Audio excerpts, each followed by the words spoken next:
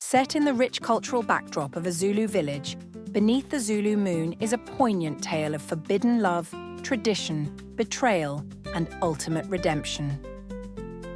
The story follows two central characters, Naledi, the daughter of a proud and influential chief, and Sibusiso, a humble and skilled blacksmith. Their love story is a tender rebellion against the rigid cultural expectations that threaten to tear them apart. As the young lovers navigate the challenges posed by tradition, family, and a powerful rival suitor, their tale unfolds into an emotional journey of unity and triumph under the watchful gaze of the Zulu ancestors. Under the silvery glow of a full Zulu moon, the village of Ezulwini comes alive. Nestled between rolling hills and lush green plains, the village hums with preparation for the Umkosi Womlanga, the Reed Dance Festival. The air is thick with the sounds of drumming, singing, and the rustle of the wind through the reeds. It's a time for tradition, community, and celebration, a moment when ancient customs are upheld with pride. Amid the flurry of activity, Naledi, the chief's daughter, emerges. She walks gracefully, her Isidwaba skirt and intricately beaded jewelry shimmering in the moonlight. To the villagers, she is a paragon of Zulu beauty and tradition. But beneath her poised exterior lies a restless heart yearning for freedom. Watching her from afar, in the shadow of his humble forge, is Sibusiso, a young blacksmith. His hands, calloused from years of labor, clutch a small bracelet he spent weeks crafting, a token of his unspoken love for Naledi. Though divided by status, the pull between them is undeniable. That evening, Sibusiso summons his courage and approaches Naledi near the sacred baobab tree, a place believed to house the spirits of their ancestors.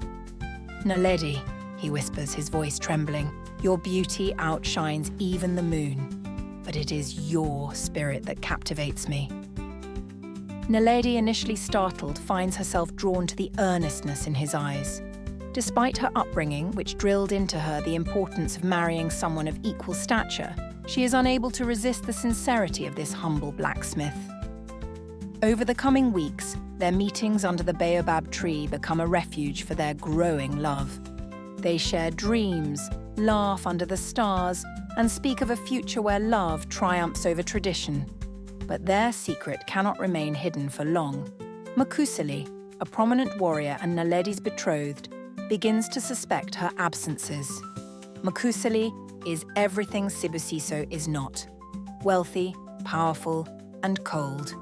To him, marrying Naledi is less about love and more about solidifying his standing in the village. Makuseli, driven by jealousy and ambition, sets a trap. He sends his most trusted ally to follow Naledi.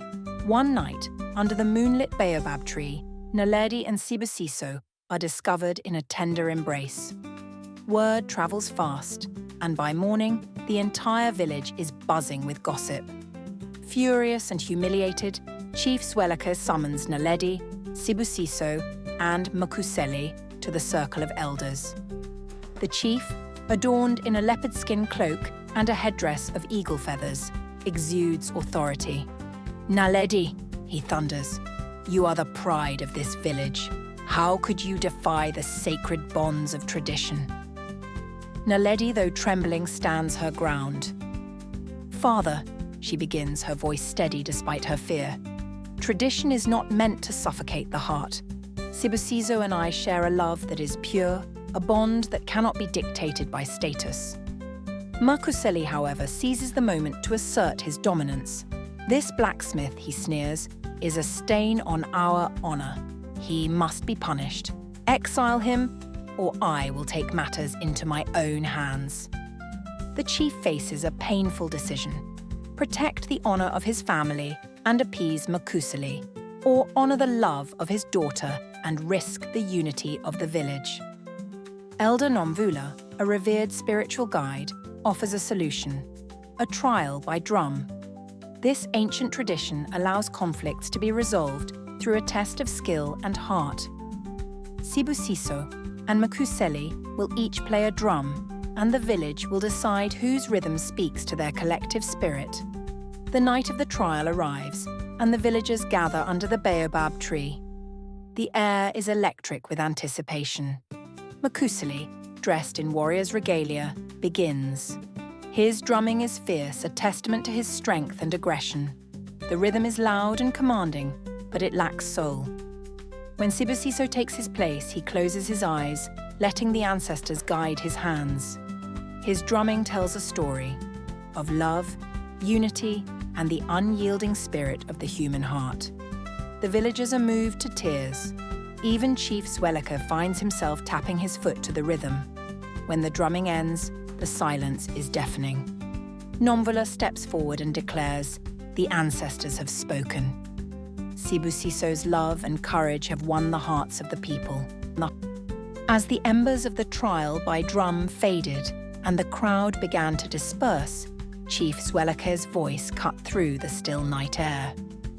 "Sibusiso," he said, his tone measured, "you have captured the spirit of this village with your rhythm. Yet, as chief and father, I must look beyond the beating of a drum." He gestured to the villagers, who hung on his every word. "This union will not just bind you and my daughter, it will bind this village. Are you prepared for the weight of that responsibility?" The question lingered in the air like a challenge, and Sibusiso stepped forward. The firelight caught the determination in his eyes. "Chief Zweleke," he began, "I may not come from wealth or noble blood, but my love for Naledi is boundless. I have spent years working the forge, tempering metal, shaping something unyielding from raw fire. That is how I will love her, steady, strong, and enduring."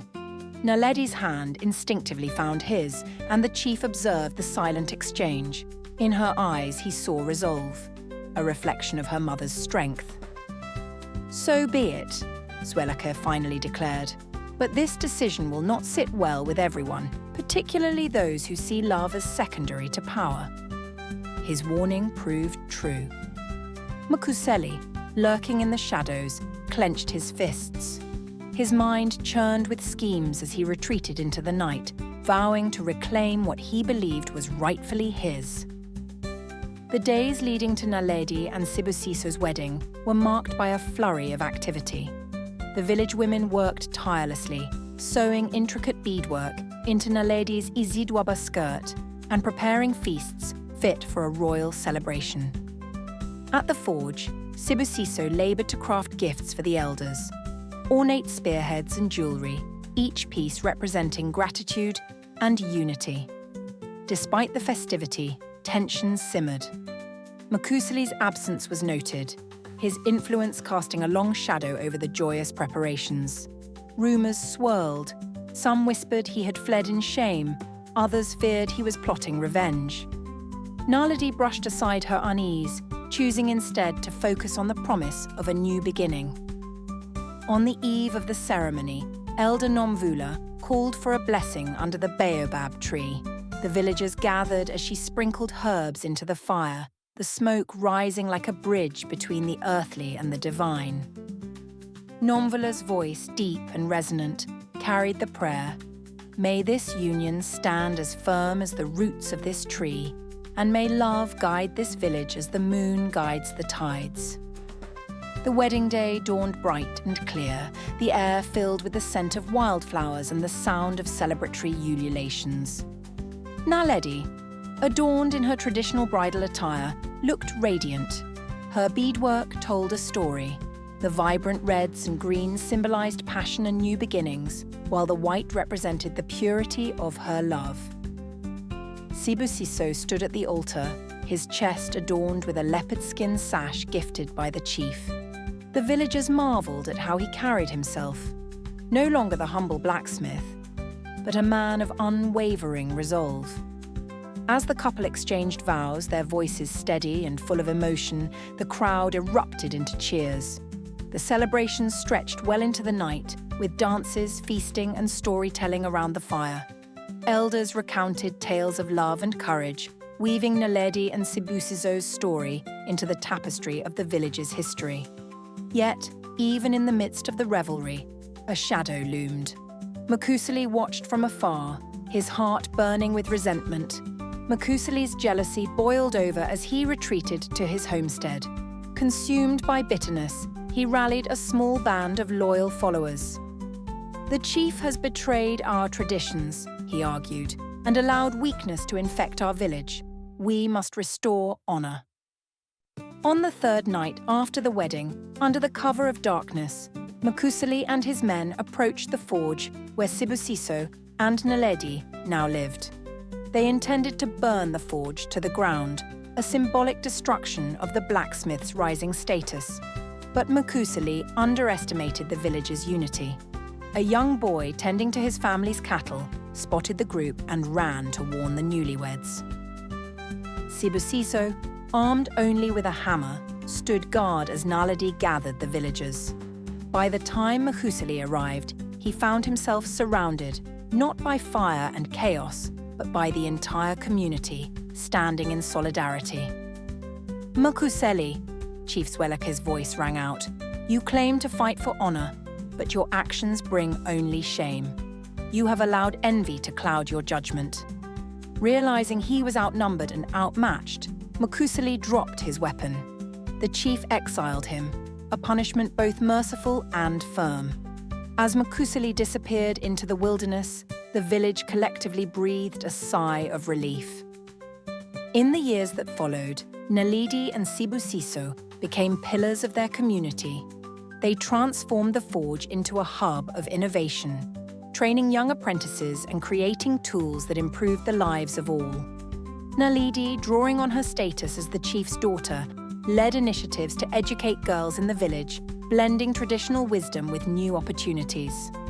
Their love story became a guiding light, inspiring songs, dances, and even festivals. The baobab tree, once a silent witness to their secret meetings, became a sacred site where couples came to seek blessings. As Chief Zwelike grew older, he often sat beneath the tree, watching the life his daughter had built.